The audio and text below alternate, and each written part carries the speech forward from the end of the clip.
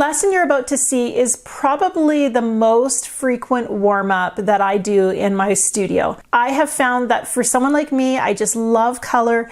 So I love getting to know my colors so that I can use them more confidently. Color creates mood in your paintings. If you're creating mood with color, you're going to evoke a certain emotion. And so we want to connect with our emotions as we play with color in this color warm-up.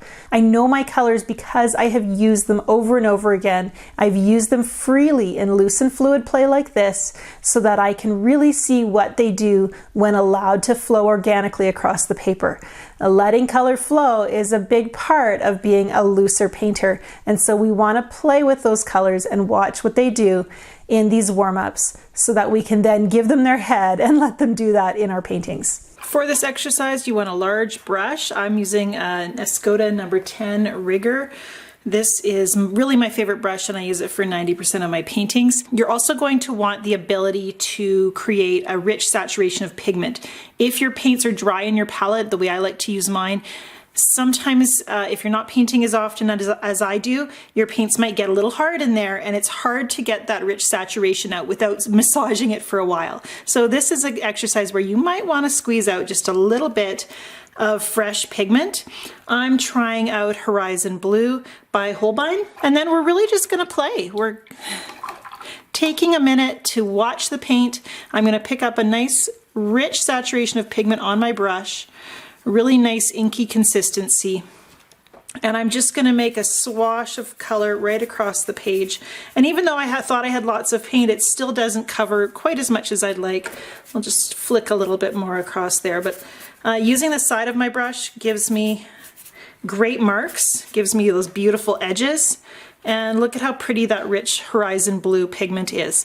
Rinsing my brush, and then I'm going to go with my water.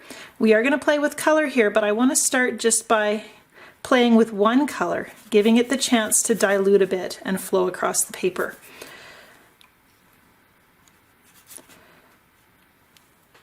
As I add water, I can also see that the Horizon Blue also watermarks really beautifully and gives me some interesting texture where fresh water is introduced into my mark making. And so that's just really beautiful. And I almost feel like if this were a mark making exercise, I would stop right here, because look how pretty that is. But because we are playing with color today, we are wanting to get to know color a little bit. We're going to pull in another color and see how they interact together. So I'm going to use instead this Aussie Red Gold from Daniel Smith. And you can see in my palette here, the Aussie Red Gold is a beautiful pale yellow-orange. I really like how it looks diluted. It has a beautiful warmth to it. And I like it at full strength too. And with the Aussie Red Gold, we're pulling in an orange into our blue, so we're going to see a little bit of complementary action happening. And because I don't want to mess up this beautiful mark, I'm using my brush less, not touching the paper too much, letting the paint kind of decide where it goes, just a little bit. Remember, our goal here is playing with color, seeing how two colors interact. So we let the Aussie Red Gold bleed into the Horizon Blue. We can go back into the Horizon Blue, spatter that a little bit on as well. Usually when I start with one color play, with one color in my color play, I love to add another dose of that color, because sometimes it can get kind of drowned out by the addition of those additional colors.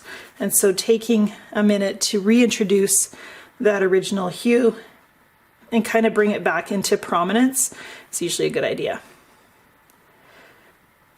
I'm getting kind of a green where some of the colors are mixing, and I like to see that, but I also get a lovely organic flow when I'm just playing with color and seeing what it will do.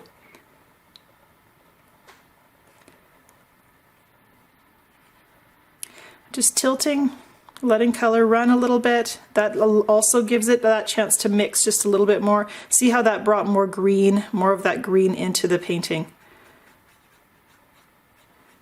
when you add a new color and they just sit side by side, they keep their distinct characteristics. When we tilt and let them flow, then we start to see that mixed color happen and that third color emerge. And I like both. I like having colors side by side. From a distance they look, you know, like the green that they are when they're mixed together, but close up you're seeing those individual colors in a really beautiful way.